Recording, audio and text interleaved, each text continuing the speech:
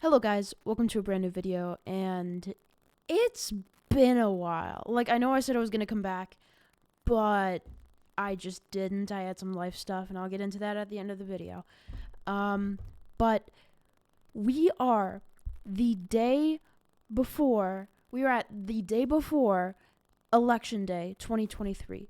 We are 1 day away, which is mind-blowing. And that also means that we are about-ish a year away from the 2024 elections, which is huge, and I'm going to be updating all of my 2024 predictions because a ton of stuff has changed.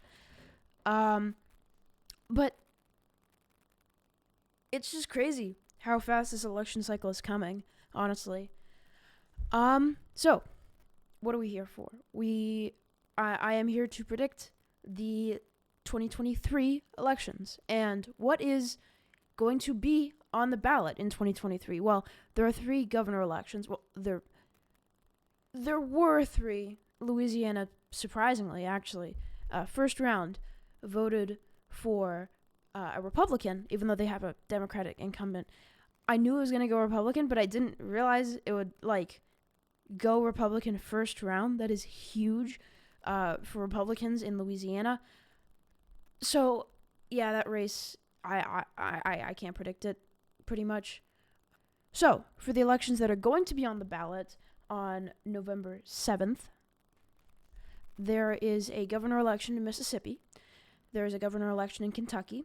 There are, I believe, 2 amendments, so there are 2 propositions in Ohio, basically referendums. The first is on the right for an abortion, and the second is for the legalization of marijuana.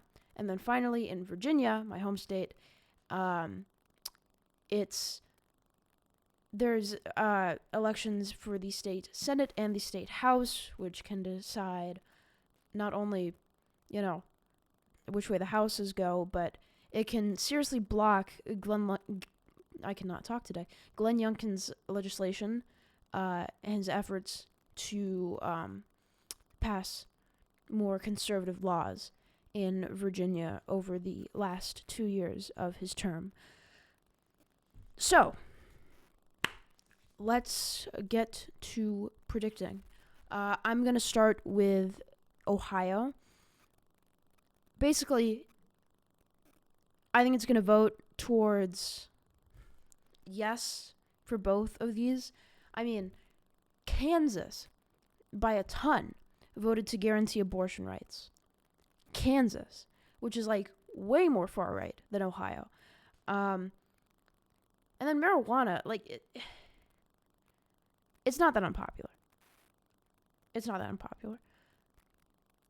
So, I think by about maybe 10 for abortion rights, maybe 5 for marijuana, I think both of those referendums are going to pass, or propositions are going to pass in Ohio. So I'm going to mark it as a Democrat, even though it's not democratic, but both of those issues are kind of more supported by the people on the left side of the aisle, I guess. I don't know. But I don't really have a color for yes, so I'm just going to mark it as Democrat, and I have it as likely for both of these. I can't really predict exactly, but yeah. Next, Virginia. This is actually pretty competitive, which is very surprising because Virginia voted double digits for Joe Biden in 2020, and it's expected to do pretty much the same in 2024. But Glenn Youngkin is an extremely popular governor, surprisingly. A Republican in a blue state. You wouldn't expect him to be terribly popular, but he is.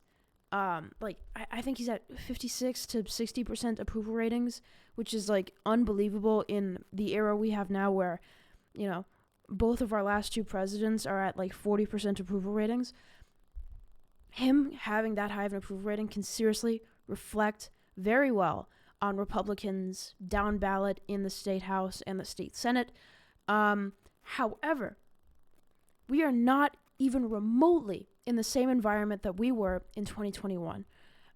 2021 was a red wave. It was right after Biden withdrew U.S. forces from Afghanistan, and that's right when his approval rating started to tank. And now, I mean, it's pretty competitive. If you look at the, congressional generic ballot, it's pretty close. We're not in a red wave time right now. So I expect there to be some flips in the state House and Senate. I think both are going to, not by a huge margin, but pretty well, go for Democrats. Okay, this is me after the video. I just found out that the Virginia General Assembly is the actual name for the Virginia Senate. Sorry about that. But yeah, back to the video. I just wanted to make that clarification really quick. So, yeah, I think this means that Democrats will hold on to the state Senate, and they will flip the state House. Now, we are down to the final two. The two governor races. These are by far the two most interesting, at least to me, because these are statewide positions. They can have major impacts on states like Mississippi and Kentucky on things like abortion rights, stuff like that. So it's very important how these states land after these governor elections. Like we've seen that in Kansas, where, a lot of more right-wing bills have been passed, but Laura Kelly, the Democratic governor, has been able to veto them. The same thing could happen here. Whether you agree with that or not, these two elections are extremely important. So whether you're a Democrat or Republican, I highly encourage you to vote if you live in any of these four states, and especially Kentucky and Mississippi. Okay, sorry for the PSA. Let's get to the predictions. I've been stalling enough. So I'll go with Kentucky first. Here we have the betting markets, which isn't that good of a metric to predict elections, but people tend to put their biases aside when they're betting because it takes, your money. You can win or you can lose money. You might want something to happen, but if it's not likely, you're not going to bet on it. So, betting markets aren't the best way to predict an election, but they're not horrible. And Andy Beshear is winning here. 70-31, which is pretty crazy. You see that David Cameron is kind of starting to gain in this. The race has gotten a bit tighter as of recently. Polls have come out showing that the race is a lot closer, and I will show that now. So here are the polls for the governor election, and you can see before October 14th to 16th, it was pretty favorable for Beshear. And then a lot of these, two of these, I'll be fair, there haven't been many polls in Kentucky, but the ones we do have show that it is getting a lot closer. One even has Cameron winning. But it shows how much this race has gotten closer, and you can see that in the betting markets, where if we look at this graph of the last 7 days, it's pretty separate, and then it just gets slightly closer. So, what does all this mean? Well, Kentucky's a pretty red state, okay? They're not the most red state, but they voted for Trump by, I believe, 20 points or something like that. They haven't even had a chance of going blue for any federal, Senate, House, or for any, federal elections since 2008. So, Senate, presidents. It's been safe red. But Andy Bashir has locked on to something that frankly, I don't know how, but he's just been an extremely popular governor, reaching like 60% approval ratings, which is crazy. That's insane. He's one of the most popular governors in the entire country in a ruby red state. However, it's still Kentucky. And it's not necessarily a blue wave year. So, this one's kind of tough, but what really gives Bashir the advantage is his incumbency. Incumbency is a serious advantage to really anyone who's in political office, which we will definitely see in Mississippi, but I'm getting ahead of myself. Incumbency, people tend to find comfort in what they already have, I guess. Voters, I should say. And Andy Bashir has provided that comfort. To them, he's been a great governor, which is why I think the state will go blue. Now, by how much? I don't know. A lot of the polls have shown it getting closer, but a lot of the earlier polls showed it being way apart. So I'm going to try and kind of average it. I think it's going to be like between 7 and 4 points. But I'm going to go out on a limb here and say that Kentucky votes for Andy Bashir by like 6 points. That's my final prediction. And now, big kahuna, Mississippi. This is easily the most interesting race I have ever covered in my entire time looking at elections. Because this race is weird. And it really shows how polarized America has truly become. Now, Mississippi has a Republican governor, Tate Reeves. And he's not very good. Objectively, he's one of the most unpopular governors in the country. Some water issues happened in some of the biggest cities in Mississippi. People just aren't happy with him. At all. At all. And, to add on to that, they could have just picked a boring Democrat. But no.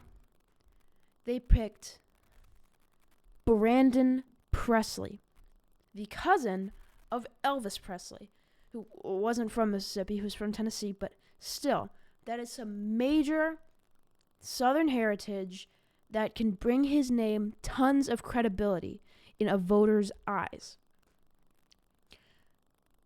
Now, why is this race not a lockdown for Brandon Presley? Now, why is this race not a lockdown for Brandon Presley? America's gotten very, very, very polarized since 2016. And this is on full display in Mississippi. If we go to the polls, Tate Reeves is winning.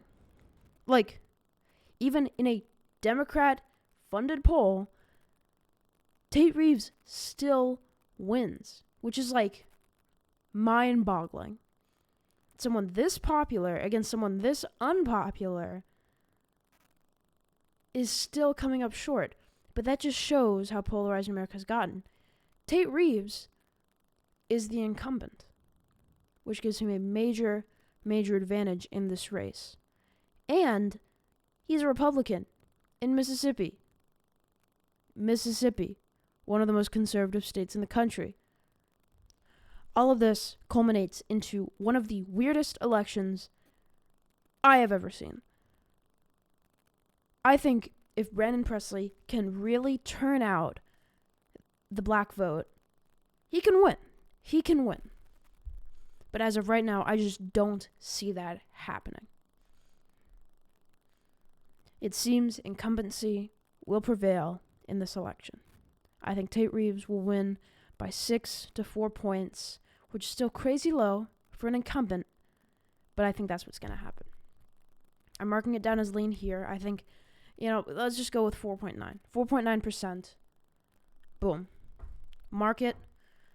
This is my final 2023 election map. Louisiana's already safe red, so, that election happened. But aside from that, this is my final 2023 prediction. And before I end this video, I just want to again remind you, please go out and vote. Democracy only works when every single citizen turns out. Whether you are a Republican, a Democrat, an independent, I don't know, a member of the Libertarian Party, I don't know. Just vote, okay? I will be in your house, between your walls if you don't go out and vote. Unless you're underage, then sucks to be you. Welcome to the same boat as me. Yeah. So, if you're just here for the prediction, you can click off now. Yeah. But if you want some info on where I've been over the last 7 months, then you can stay, I guess. I'm going to have the graph open on YouTube Studio to see exactly how much my viewership dropped by right now, and I will be between your walls if you leave. So, I have your family captive. I might get in some legal trouble for saying that. So, a lot of stuff's happened. I got very tied up with school. I am in high school, and it's a lot. I don't want to, over dramatize things, but it's not the best. And there's been a lot of work. I have midterms coming up. So, and by the way, I moved. Yeah. Woo! I moved. All my other videos were recorded in Virginia, but I am coming to you internationally. I'm living in France. Yeah, which is kind of weird, but yeah. So election night's going to be rough because I have school the next day and I'm going to have to stay up way longer than everyone else. But it's worth it because politics is amazing, So I'm going to post videos again. I already have tons of videos lined up in the pipeline. And I'm going to not just do predictions, I'm going to also include news, like the videos that I did on Kyrsten Sinema changing parties and Raphael Warnock winning. I'm going to do more of those. I don't have a script for this section. I'm just, rambling. So sorry if I ramble a lot. But, yeah. So, TLDR, I'm back.